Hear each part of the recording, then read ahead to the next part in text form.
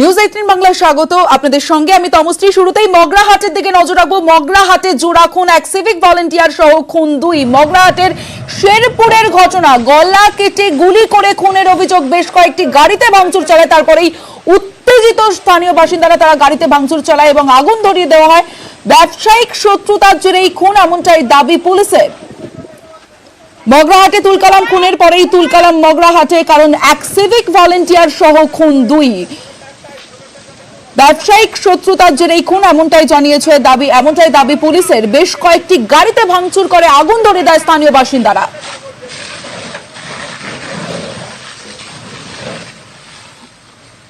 Apparently আমরা যেটা জানতে পেরেছি যে এই যে জানে আলম বলে যার নামে যেটা অভিযোগটা আছে, যে ঘটনাটা ঘটিয়েছে বলে আমরা এখন দেখতে পাচ্ছি, এবং তার সাথে অন্য কেউ আছে কিনা সেটা তদন্তে জানা যাবে।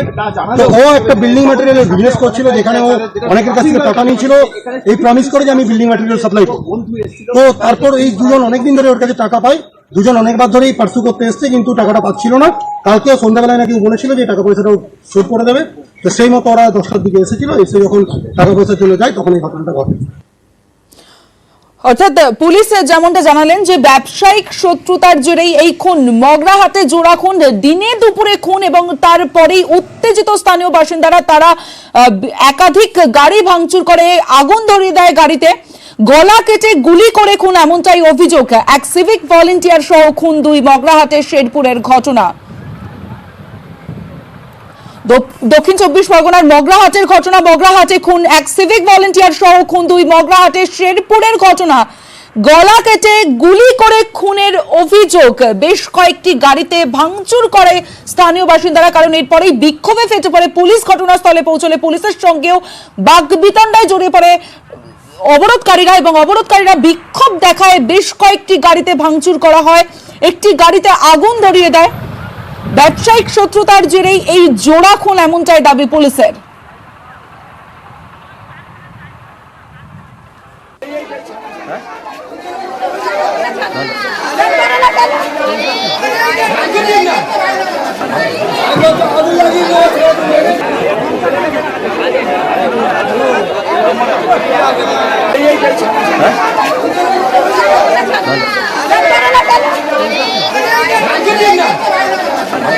মগরাহাটে জোড়া খুনের পরেই অগ্নিগর্ভ হয়ে ওঠে পরিস্থিতি। ঘটনাস্থলে বিশাল পুলিশ বাহিনী আসে, পুলিশের সঙ্গেও বাকবিতণ্ডায় জড়িয়ে পড়ে তারা। বিক্ষোভ দেখাচ্ছে যারা বিক্ষোভকারীরা। এরপরেই বেশ কয়েকটি গাড়িতে ভাঙচুর চালায় তারা, আগুন ধরিয়ে দেওয়া হয় একটি গাড়িতে। ব্যবসায়িক শত্রুতার জেরেই খুন, এমনটাই দাবি পুলিশের। ভাই 8টার সময় বাড়ি থেকে বার হয়ে আসে, তারপরে আমরা কিভাবে কি হয়েছে জানি না। কবে? 8টার সময়? আজ সকালে। সকালবেলায় কি করতো আপনার ভাই? ভাই সিভিকের কাজ করে। তো কিছু বোঝা যাচ্ছে না? না, কিছু বোঝা যাচ্ছে না। দুটো ছেলেকে মার্ডার করে দিয়েছে আমার গ্রামের ছেলে। সরাসরি রয়েছে আমাদের প্রতিনিধি আনিসুদ্দিন রয়েছে, আনিসুদ্দিনের সঙ্গে কথা বলবো। আনিসুদ্দিন, এই মুহূর্তে ঠিক কি পরিস্থিতি আরো একবার স্পষ্ট করে জানতে চাইবো, ঠিক কি হয়েছিল আর এখন ঠিক কি পরিস্থিতি? সেরকমই বেশ কিছু লোক আছে, তার মধ্যে দেখো, এই মুহূর্তে আমি দাঁড়িয়ে রয়েছি সেই কারখানার সামনে, যে কারখানার মধ্যে থেকেই দুই যুবকের রক্তাক্ত মৃতদেহ উদ্ধার হয়েছে। এবং এই ঘটনার পরেই পরিস্থিতি বেশ কিছুটা বেগতিক হয়ে যায়। পরেই কিন্তু ঘটনাস্থলে ডায়মন্ড হারবার পুলিশ জেলার এসপি সহ বিশাল পুলিশ বাহিনী আসেন এবং পরিস্থিতি নিয়ন্ত্রণে আনেন। যেটা পুলিশ সূত্রে জানা যাচ্ছে, মূলত এই যে কারখানা রয়েছে, এই কারখানাটিতে মূলত হাড়ের একটি কারখানা, যেখান থেকে হাড় সাপ্লাই করা হতো। পাশাপাশি যে অভিযুক্তের নাম উঠে আসছে জানে আলম, এই জানে আলম কিন্তু এলাকার মানুষদের থেকে বিল্ডার্সের মাল দেওয়ার জন্য টাকা নিয়েছিল। সেরকম কিন্তু এই যুবকদের থেকেও সেই টাকা নিয়েছিল বলে জানা যায়। দীর্ঘদিন তাদেরকে বিল্ডার্সের মাল না দেওয়ার কারণে তারা সেই টাকা চায়, এবং আজ সকালেই তাদেরকে টাকা দেওয়ার নাম করেই এই কারখানাতে ডাকে, এবং এরপরেই এই খুনের ঘটনা ঘটে বলে যেটা পুলিশ সূত্রে জানতে পারছি। পাশাপাশি ইতিমধ্যেই দেহদুটি উদ্ধার করে ময়নাতদন্তের জন্য পাঠানো হয়েছে। তবে এই ঘটনার পরেই বেশ কিছুটা অশান্তি ছড়ালেও কিন্তু পরিস্থিতি এখনো পর্যন্ত একেবারেই পরিস্থিতি নিয়ন্ত্রণে রয়েছে। পাশাপাশি এই ঘটনাস্থলেই একেবারেই বিশাল পুলিশ বাহিনী যেমন রয়েছে, তার পাশাপাশি এলাকার বেশ কিছুটা দূরে একেবারে বন্ধ করে দেওয়া হয়েছে এই রাস্তা, যাতে কোনো রকম ভাবে অপ্রীতিকর কোনো ঘটনা না ঘটে, সে বিষয়ে কিন্তু পুলিশ নজর রাখছে। একেবারে তুমি আমাদের সঙ্গে থাকো। মগরাহাটে জোড়া খুন, এক সিভিক ভলেন্টিয়ার সহ খুন দুই। আমাদের সঙ্গে রয়েছে আমাদের আরেক প্রতিনিধি অর্পণ রয়েছে, কথা বলবো অর্পণের সঙ্গে। অর্পণ, পরিবার সূত্রে কি জানতে পারছো? পরিবার তারা কি বলছেন?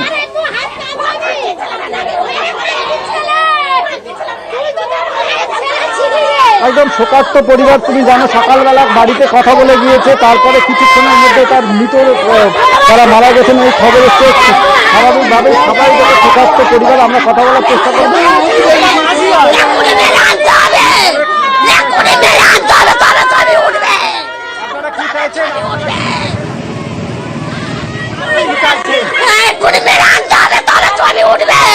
আমরা আরো একজনের সঙ্গে কথা বলার চেষ্টা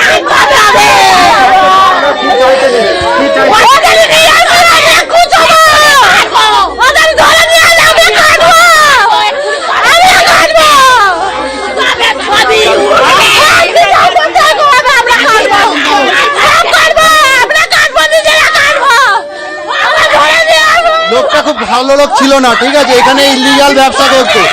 এই সম্বন্ধে দাদারা কালকে ওইখানে গরু হাড় ফাড় ফেলে, ওখানে প্রচুর দুর্গন্ধ ওঠে। এই সম্বন্ধে কালকে দাদারা গিয়েছিল, দুটো দাদা কথা বলতে। আজকে সকালবেলা ডেকেছিল কি কারণে, আজকে ওই ডেকেই মারাই করেছে। এর আগেও গন্ডগোল হয়েছে। পরিবারের যারা দোষী তাদের কঠোর থেকে শাস্তি হোক, আগে জল কারবাই করা হোক, যাতে আসামি পালিয়ে না যায়। আমাদের চোখের সামনে দিয়ে পালিয়ে গেল, আমরা বুঝতেই পারলাম না। ছিল জানালাম নিশ্চয়, উনি বউ ছিল, দুটো বাচ্চা থাকে, উনি ছিল। মার্ডার করে একজনের সঙ্গে কথা বলার চেষ্টা করবো, আরো একজনের সঙ্গে কথা বলার ছেলে সব ছিল, কি সিবিআই তদন্ত হোক, পুরো যেন তল্লাশি হোক। আমার দাদা পুরো যেন চিরনি তল্লাশি হবে। আমার বাবা কেন মরবে, ওকেও সব জানা আলমকে পুরো খতম করতে হবে। কেন চোখের সামনে টাকা যাই হোক তোরা বলবি ভালোভাবে, কেন আমার মায়ের কোল খালি করবি? পুরো যেন আমার বাবা ছোটবেলায় মরে গেছে, আমার ওই দাদাই ছিল।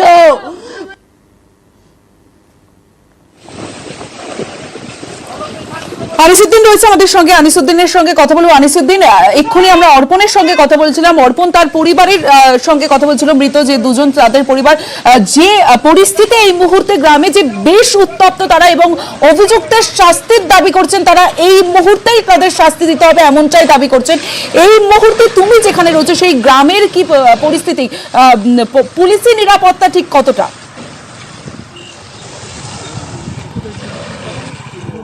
দেখো, একেবারেই এই ঘটনা ঘটে যাওয়ার পরেই কিন্তু এলাকার মানুষ উত্তপ্ত হয়ে পড়ে। যেহেতু এদের মধ্যেই একজন সিভিক পুলিশ কর্মী রয়েছে এবং সাধারণ এক যুবকও রয়েছে, ফলে কিন্তু এলাকার মানুষের যে অভিযোগ, যে কারখানাটা রয়েছিল জানে আলম যে অভিযুক্তের নাম উঠে আসে, কিন্তু দীর্ঘদিন অবৈধ কাজের সঙ্গে যুক্ত ছিল এবং এলাকায় একাধিক অবৈধ যে কাজকর্ম তার সঙ্গেই তার যুক্ত থাকার ঘটনা রয়েছে, এমনটা কিন্তু স্থানীয় বাসিন্দারা তারা জানাচ্ছেন। ফলে কিন্তু এই যে কারখানা, এখানেই হাড়ের ব্যবসা চলত এবং এই নিয়েই কিন্তু তাদের মধ্যে কোনো একটা কারণবশতই তাদেরকে আজ ডাকা হয় বরুণ চক্রবর্তী এবং তার সঙ্গীকে, এবং তাদেরকে পরিকল্পিতভাবে এই কারখানার মধ্যেই ডেকে তাদেরকে খুন করা হয়। এবং এই ঘটনার ফলে কিন্তু এলাকার মানুষ অনেকটা অসন্তুষ্ট হয়ে পড়ে। তাদের দাবি যে মূল যে অভিযুক্ত তাকে অবিলম্বে গ্রেফতার করতে হবে। আর ফলে কিন্তু আরেকটা কথা বলে রাখি যে এখানেই মূলত ইতিমধ্যেই এসপি রয়েছেন এবং যে এসডিপিও রয়েছেন, বিশাল পুলিশ বাহিনী রয়েছে। তারা একদিকে যখন উত্তেজিত জনতা, তারা পুলিশের সঙ্গে বেশ কিছুটা ধস্তাধস্তি হলেও পরবর্তী সময় সেই ঘটনা একেবারে নিয়ন্ত্রণে আনেন ডায়মন্ড হারবারের যিনি এসপি রয়েছেন ঘটনাস্থলে। পাশাপাশি যেটা পুলিশ সূত্রে জানানো হচ্ছে যে এই জায়গা মূলত একটি হাড়ের কারখানা ছিল এবং এখানেই যে বিল্ডার্সের মালপত্র, যে টাকা পয়সার লেনদেনের ঘটনা ছিল, এর ফলেই কিন্তু এই খুনের ঘটনা ঘটেছে। অবশ্য পুলিশ ইতিমধ্যেই বিভিন্ন জায়গায় তল্লাশি শুরু করেছে অভিযুক্তকে গ্রেপ্তারের জন্যই।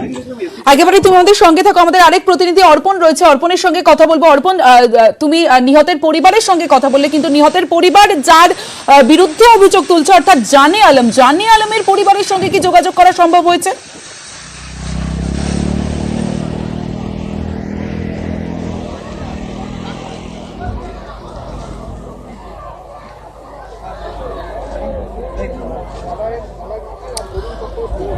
অর্পণ, আমরা আবারও কথা বলবো আমাদের প্রতিনিধি অর্পণের সঙ্গে। অর্পণ, কিছুক্ষণ আগেই তুমি কথা বলছিলে নিহতের পরিবারের সঙ্গে, কিন্তু নিহতের পরিবারের যে দাবি, অভিযুক্ত জানে আলমের নাম তারা তুলছে, সেই জানে আলমের পরিবারের সঙ্গে কি যোগাযোগ করা গেছে, তাদের প্রতিক্রিয়া পাওয়া গেছে?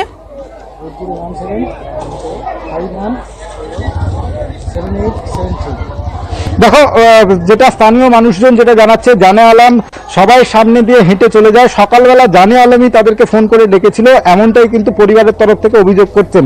এবং সকালবেলা প্রথমে ফোন করে তাদেরকে ডাকা হয় এবং সেখানে নিয়ে গিয়ে তাদেরকে খুন করা হয়, পরিকল্পনা মাফিক খুন করা হয়। গতকাল একটা বিষয় নিয়ে এলাকার মানুষের সঙ্গে তাদের বচসা হয়েছিল এবং সেই বিষয়টাকে মিটমাট করার জন্যই ফোন করে সকালবেলা ডাকা হয়েছিল, এমনটাই কিন্তু পরিবারের তরফ থেকে জানানো হচ্ছে। এই মুহূর্তে যে মাগুরপুকুরের যে এলাকা, সেই এলাকা সম্পূর্ণরূপে থমথমে রয়েছে। পুলিশের বিরুদ্ধে তারা একাধিক বিক্ষোভ দেখিয়েছেন এবং স্থানীয় মানুষজন তারা রাস্তা অবরোধ করতে সামিল হন। সেই সময় পুলিশ, বিশাল পুলিশ বাহিনী তুমি এই মুহূর্তে দেখতে পাচ্ছেন যে এলাকায় রয়েছে এবং সেই এলাকার পুলিশ বাহিনী তার গ্রামের মানুষজনকে আটকে রেখেছে। তার আরো একজনকে পাচ্ছি, আমি জানি না দাদা, আমার বাড়ি নেই, আমরা চলে যাচ্ছেন বাড়ি, চলুন একটু বাড়ির মা বাবা আছে, আসুন। একদম সব পুলিশ আধিকারিকরা তারা বাড়িতে যাচ্ছেন কথা বলার জন্য এবং একাধিক পুলিশ কর্মী তারা এই মোড়, যে মাগুরপুকুরের যে মোড়ে আমরা দেখতে পাচ্ছি, সেই মাগুরপুকুর মোড়ে কিন্তু রাস্তা অবরোধ করার মতো করে রেখেছেন এবং স্থানীয় মানুষজন তারা চাইছেন যে যারা এই ঘটনার সঙ্গে যুক্ত রয়েছেন, সেই ঘটনার সঙ্গে যারা যুক্ত রয়েছেন তাদেরকে কঠোরতম শাস্তি দেওয়া হোক। পরিবারের তরফ থেকে তারা একাধিক এই দাবি করছেন এবং পুলিশের সঙ্গে তুমি দেখতেই পাচ্ছ, পুলিশ সাধারণ মানুষকে তারা যে বিক্ষোভ প্রদর্শন করছেন এবং সেখানেই সাধারণ মানুষের সঙ্গে পুলিশের যে বচসা সেটা কিন্তু অব্যাহত রয়েছে। সাধারণ মানুষ তারা চাইছেন যে গ্রামের যে ভালো পরিচিত ছিল দুজনই এবং সেই দুজনে একেবারে সেই ছবি আমরা দেখছি যে নতুন করে ঘটনাস্থলে পুলিশ আসলে পুলিশের সঙ্গে স্থানীয় মানুষজনের একটা কথোপকথন চলছে। তবে একটা বিক্ষোভের পরিস্থিতি, ফের একবার একটা বিক্ষোভের পরিস্থিতি সৃষ্টি হয়েছে মগরাহাটে, সেই ছবি আমরা দেখলাম।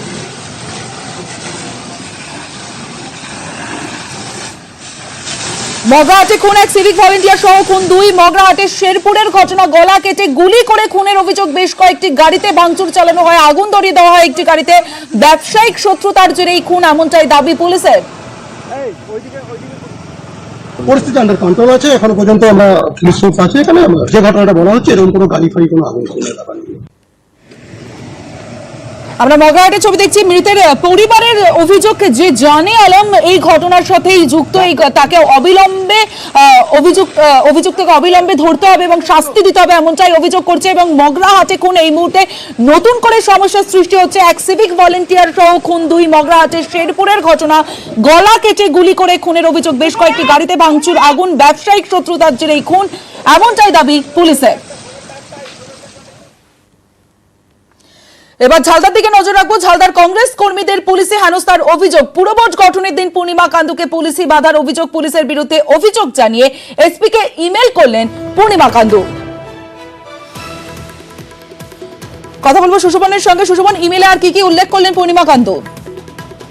দেখো, পুরভোট গঠনের দিন যে মিছিল বেরিয়েছিল, সেই মিছিলে মূলত পূর্ণিমা কান্দু কাউন্সিলর হিসেবে তিনি শপথ নিতে যাচ্ছিলেন এবং তারপর যখন মিছিল পৌরসভার সামনে যায় তাকে আটকানো হয় এবং এটাই তার অভিযোগ যে একটি মিছিল, শান্তিপূর্ণ মিছিল, সেটা আটকানো হয়েছে এবং পরবর্তীকালে তাকে হেনস্থা করা হয়েছে এবং যদিও তাকে সেই ভেতরে যাওয়ার অনুমতি পরে দেওয়া হয়েছিল। মূলত পুলিশের কাছে কি নিয়ম হবে এটাই অভিযোগ জানিয়েছে যে তাকে একদিকে হেনস্থা, অন্যদিকে শান্তিপূর্ণ মিছিল আটকানো। ঠিক এই অভিযোগকে সামনে রেখে পুলিশের বিরুদ্ধে কিন্তু পুলিশের কাছে ইমেল মারফত অভিযোগ করলেন পূর্ণিমা কান্দু, তপন কান্দু স্ত্রী সমস্ত। সুশোভন, তুমি আমাদের সঙ্গে থাকো। পাশাপাশি আরো একটি খবরের দিকে আমরা নজর রাখবো, কারণ এই তপন কান্দু খুন, পূর্ণিমা কান্দু তিনি এসপি কে ইমেল করেছেন। তারপরে পূর্ণিমা কান্দু ঠিক কি জানিয়েছেন আগে শুনবো। 5 তারিখে ভোট গঠন হয়, সেখানে আমরা গেছি এবং আমার সঙ্গে আরো কর্মী ছিল। ঠিক আছে, কর্মীদের ঢুকতে দেওয়া হবে নেই, কিন্তু আমি যে ওইখানে কাউন্সিলর হচ্ছি মিউনিসিপ্যালিটি, আমাকে ঢুকতে দেন এবং আমার সঙ্গে আরো 3 জন কাউন্সিলর ছিল এবং আমাকে হাত টেনে বার করে দেয়, ঠেলে দেয়, শাড়ি টেনে দেয়। তো সেটা কি ওনাদের উচিত? সেই জন্য আমি অভিযোগ করেছি তাদের নামে। অনেকে পুলিশ ছিল, কিন্তু আমি তো ঠিক নাম জানছি, কিন্তু এডিশনাল এসপির নাম জানি, ওনাকে চিনি, আমি তার নামে অভিযোগ করেছি। পাশাপাশি ঝালদায় তপন কান্দু খুনে এবার এসডিপিও কে জিজ্ঞাসাবাদ। সিবিআই ক্যাম্পে ক্লোজ হওয়া 5 পুলিশ কর্মী লেনদেন সংক্রান্ত তথ্য জানতে ব্যাংক কর্মীদেরও ডাক সিবিআই। সুশোভন রয়েছে, কথা বলবো সুশোভনের সঙ্গে। সুশোভন, জিজ্ঞাসাবাদ কি এখনো চলছে? এখন জিজ্ঞাসাবাদ শেষ হয়ে গেছে। 1.5 ঘন্টা ধরে এসডিপিও কে জিজ্ঞাসাবাদ করা হয় এবং একাধিক প্রশ্ন করা হয়। মূলত আইসির বিরুদ্ধে কেন নাম অভিযোগ আসছে, যে ঘটনা ঘটেছে সেই ঘটনা এসডিপিও তিনি কতটা জানতেন, কার কাছে কোনো নির্দেশ ছিল কিনা, এবং পরবর্তীকালে যেহেতু সিট তদন্ত করছিল তো সেই তদন্ত করতে গিয়ে কি কি তথ্য উঠে এসছে ওটা তার গাফিলতি আছে বলে মনে হয়। এবং অ্যাজ এ এসডিপিও তিনি যখন তদন্ত করছিলেন সুতরাং সেই জায়গাটা তদন্ত প্রক্রিয়ার কিরম ভাবে চলছিল বলে মনে হয়। একাধিক প্রশ্ন থেকে করা হয়, তিনি 1.5 ঘন্টা পর তিনি বেরোন জিজ্ঞাসাবাদের পরে, এবং তিনি কিন্তু সাংবাদিকদের সরাসরি জানিয়ে দেন যে যা বলার বলেছেন, যা উত্তর দেওয়া দিয়েছেন, যদি পরবর্তীকালে তাকে ডাকবে তিনি কিন্তু আসবেন। সব মিলে কিন্তু এসডিপিওকে 1.5 ঘন্টা জিজ্ঞাসাবাদ করা হয়। তার সঙ্গে 5 জন যে ক্লোজ হয়েছেন যে পুলিশ কর্মী তাদের কিন্তু গতকাল জিজ্ঞাসাবাদ করা ছিল, আজও জিজ্ঞাসাবাদ করা হচ্ছে পৃথক ভাবে, এবং তার পাশাপাশি চালক যিনি রয়েছেন যিনি চালক সেই চালককে জিজ্ঞাসাবাদ করা হয়। সমস্ত ধন্যবাদ। সিবিআই ক্যাম্পে ঢোকার সময় এসডিপিও সুব্রত দেব ঠিক কি জানিয়েছেন শুনবো।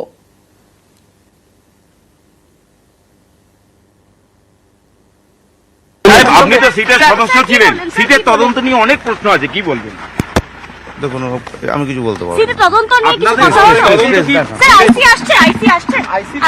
এটা ওনারা বলতে পারবেন, আমাকে ডেকেছিল, আমি এসেছি, আমার সাথে কথাবার্তা হয়েছে।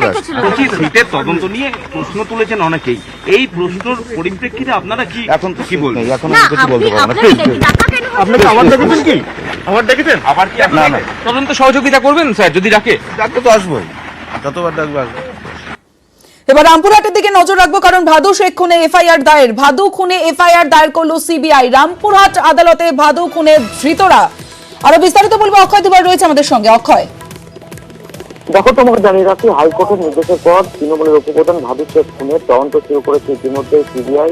আজ রামপুরহাট থানায় গিয়ে ভাদু শেখ খুনের সমস্ত নথিপত্র নেওয়ার প্রক্রিয়া শুরু করেছে সিবিআই আধিকারিকরা। পাশাপাশি রামপুরহাট মহকুমা আদালতে ভাদু শেখ খুনের যে নতুন এফআইআর করেছে সিবিআই, সেই এফআইআর জমা দেওয়া হয়েছে। অন্যদিকে ভাদু শেখ খুনের যে পুলিশের হেফাজতে থাকা 5 জন অভিযুক্ত তাদের আজ রামপুরহাট মহকুমা আদালতে পেশ করা হয়েছে।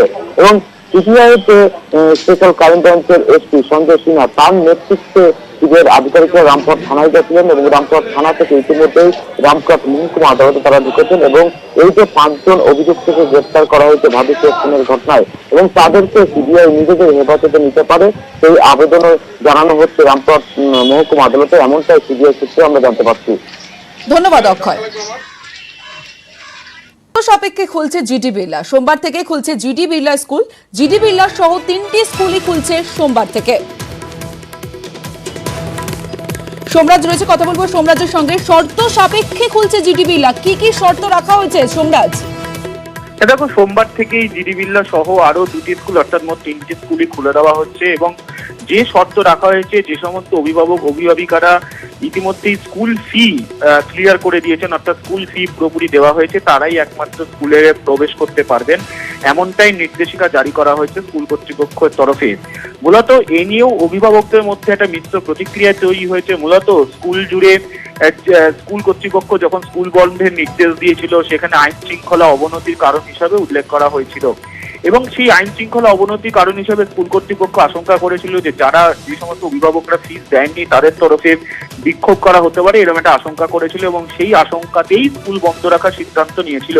কিন্তু তারপর থেকে অভিভাবকদের একাংশের তরফে স্কুল কর্তৃপক্ষের কাছে ক্রমশই ইমেল বা ক্রমশই চিঠি যেতে থাকে, এবং ইতিমধ্যে আমরা জানি কলকাতা হাইকোর্ট স্কুল ফি নিয়ে একটি বিস্তারিত নির্দেশ দিয়েছে। ফলত সব মিলিয়ে স্কুল কর্তৃপক্ষ আপাতত এই সিদ্ধান্ত নিয়েছে যারা ফি ক্লিয়ার করেছেন তারাই একমাত্র স্কুলে প্রবেশে অগ্রাধিকার পাবেন, অর্থাৎ প্রবেশ করতে পারবেন, ক্লাস করতে পারবেন। একেবারে সোমরাজ, অনেক ধন্যবাদ। আমাদের সঙ্গে এই মুহূর্তে রয়েছেন আইনজীবী অয়ন চক্রবর্তী। আপনার কাছে যে বিষয়টা জানতে চাইবো, যে আদালত তো একটি কমিটি করে দিয়েছে, আর তারপরেও স্কুল কর্তৃপক্ষ যে শর্ত দিয়েছে যে বেতন বকেয়া যাদের নেই তারাই স্কুলে ঢুকতে পারবে, তাহলে কি এই নোটিশ আদালত অবমাননা নয়? হ্যাঁ, দেখুন, আদালত অবমাননা বলতে আগের দিনকে হাইকোর্ট একটা জায়গায় খুব স্পেসিফিক করে দিয়েছিল, সেটা হচ্ছে যে স্কুলের প্রমোশনের ক্ষেত্রে এবং রিপোর্ট কার্ড দেওয়ার ক্ষেত্রে কোন রকম বাধা নিষেধ রাখতে পারবে না, সে স্কুল ফিস দেওয়া থাক বা না দেওয়া থাক। এই ব্যাপারে কিন্তু হাইকোর্ট ভেরি মাচ ক্লিয়ার। কিন্তু হাইকোর্ট নতুন সেশন ফিজের ক্ষেত্রে বলেছিল সেটা স্কুল এবং মানে আপনাদের পেরেন্ট তারা এটা বসে সেই ইস্যুটার মধ্যে হাইকোর্ট ঢোকেনি, কারণ সেক্ষেত্রে যেহেতু ওই কোভিডের জন্য যে বাইন্ডিংস গুলো তৈরি করে দেওয়া হয়েছিল রিগার্ডিং স্কুল ফিজের ক্ষেত্রে, সেইটা কিন্তু এখন যেহেতু স্কুল আবার নর্মাল হয়ে গেছে এবং আমরা যেহেতু একটা নর্মাল সমস্ত ইস্যুগুলোর মধ্যে আবার ঢুকে গেছি, ফিজিক্যাল স্কুল আবার শুরু হয়ে গেছে, সেই জন্য ওইটার মধ্যে হাইকোর্ট কোনোভাবে ইন্টারফেয়ার করেনি। রিগার্ডিং রিমেনিং ফিজের ব্যাপারে কিন্তু হাইকোর্ট একেবারেই স্পেসিফিক বলে দিয়েছিল যে প্রত্যেককে স্কুলে অ্যালাউ করতে হবে, প্রমোশন দিতে হবে এবং তাদের কার্ড দিতে হবে, মানে তাদের রেজাল্টটা তাদের দিতে হবে। সেক্ষেত্রে এই যে একটি স্কুল একটা সিদ্ধান্ত নিয়েছে সেটা কিন্তু হাইকোর্টের অর্ডার যেভাবে দেওয়া হয়েছে সেই অর্ডারটাকে কিন্তু ভায়োলেট করছে।